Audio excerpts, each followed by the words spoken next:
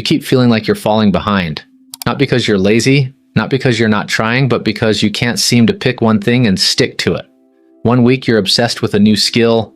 The next week your attention shifts, not randomly, but enough to make you question yourself. Everyone around you seems to be specializing, becoming something, a title, a lane, a clear identity, and you feel scattered, undefined, hard to explain, like you're capable of more, but somehow less focused than everyone else. If this kind of psychology-based content helps you understand yourself better, subscribe now, because this channel is for people who've always felt like they don't quite fit into the systems they were told would work.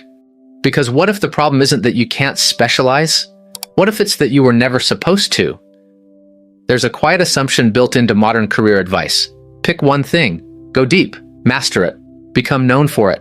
And if you can't do that, if you drift, pivot, explore too much, it starts to feel like a flaw, like you lack discipline, or clarity, or commitment. But that interpretation might be completely wrong, because not all minds are designed for narrow focus over long periods of time. Some minds are built differently.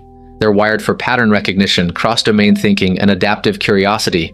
And when that kind of mind is forced into specialization too early, it doesn't thrive, it fragments.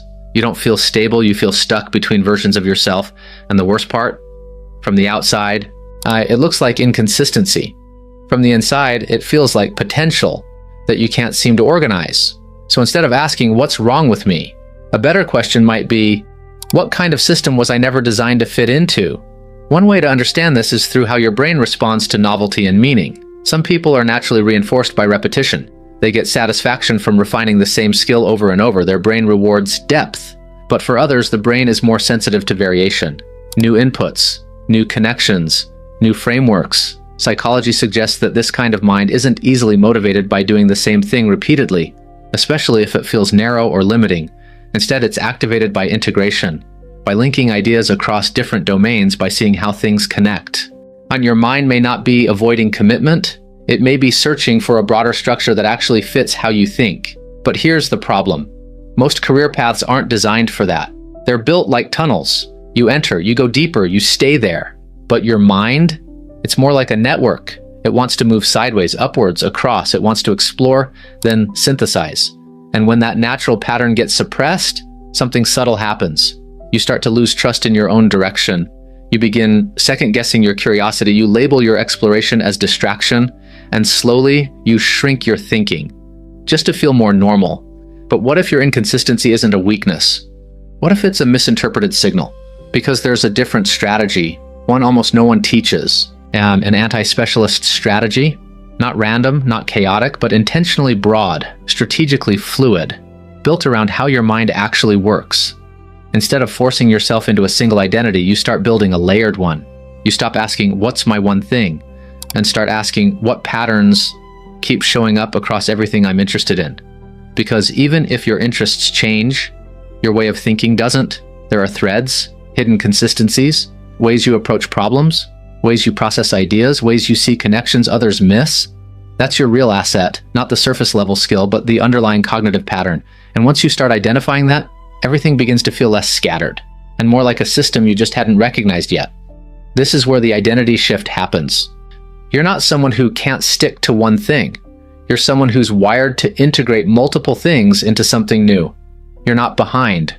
You're early in a path that doesn't look linear, and that's uncomfortable because most visible success stories are linear. But there's another type of trajectory, one that looks messy at first, unclear, non-linear, hard to explain, until suddenly it clicks and everything you explored starts connecting, not randomly, but precisely.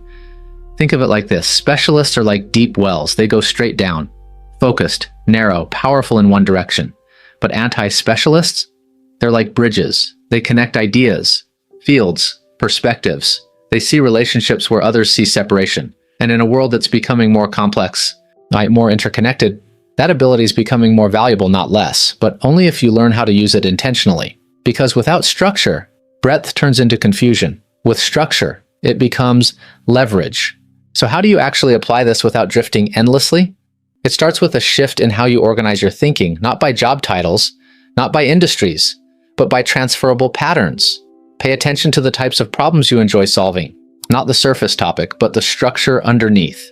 Do you like simplifying complex ideas? Do you enjoy spotting inefficiencies? Do you naturally connect emotional insight with logic? These patterns show up across different fields. And when you start tracking them, you stop feeling like you're starting over every time you switch interests, because you're not. You're refining the same core abilities, quote, in different environments. And another shift is how you approach learning. Instead of trying to master everything to completion, you focus on strategic depth. You go deep enough to understand the principles, not just the surface, then you move on, intentionally, not out of boredom. But because you're collecting building blocks, over time those blocks combine into something unique, something that doesn't exist in a single domain, but exists because you explored multiple ones. There's also a mindset shift around identity. You don't need to define yourself too early. You don't need a clean label that explains everything you do, because your value may not come from fitting into a category, it may come from creating one, and that requires tolerance for ambiguity, for not having a perfect answer when someone asks, "What do you do?" Because the real answer is evolving, and that's not a flaw, that's the process. But maybe the most important shift is this. You stop measuring your progress against specialist timelines, because they're not built for you. A specialist might see clear results faster. Their path is optimized for depth. Yours is optimized for integration, which means it may feel slower at first, but when it compounds differently, not in a straight line, but in layers. Suddenly, you're able to do things others can't easily replicate because your thinking isn't confined to one framework. You're pulling from multiple, and that creates a kind of flexibility test that becomes incredibly powerful over time. So if you've been feeling lost, like you're constantly restarting, like you're watching others move forward while you keep shifting direction, pause for a second. Look closer, because what feels like randomness might actually be a pattern you haven't mapped yet. What feels like inconsistency might actually be exploration without a system. And what feels like being behind, it might just be being early in a different kind of path. You don't need to force yourself into a version of success that doesn't fit your mind.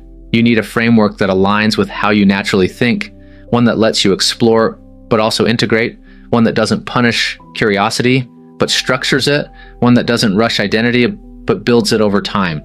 And once you start operating from that place, like something shifts, you stop feeling like you're drifting and start feeling like you're navigating. Not perfectly, but intentionally.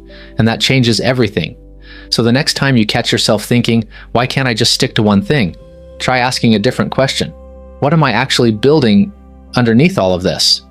Because the answer to that question might be the beginning of clarity you've been searching for. And once you see it, you won't need to force direction anymore. You'll start recognizing it.